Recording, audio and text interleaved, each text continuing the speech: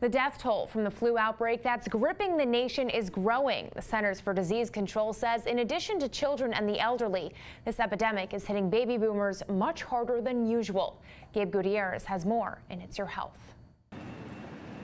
This morning, the worst flu season in almost a decade is getting deadlier. Near Indianapolis, the family of 37-year-old Carly Slavin is heartbroken. Things just went downhill so fast. Sorry. We were all there holding her when she died. Her father says Carly died just 3 days after being diagnosed with the flu. The symptoms quickly escalated into pneumonia. She got the kids' shots. My son-in-law, being in the military, didn't have any choice. He got his shots, and she didn't get hers.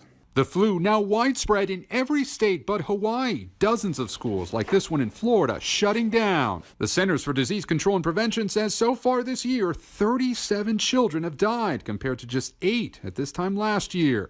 But the CDC says it's the elderly who are most at risk, followed by adults ages 50 to 64. This year, the baby boomers have really replaced their grandchildren in terms of the rates of hospitalization. Doctors emphasize the best defense against catching the virus even now is a flu shot. Connecticut has been hit hard with 32 flu-related deaths so far this season. Carl Ill can't help but wonder if getting the flu shot might have saved his daughter. He has this message for other families. This is not just a news report where somebody else died of the flu. There's a whole family, little kids, that there is no normal for them now. We want Carly's death and I guess you'd say our sacrifice to make a difference for somebody.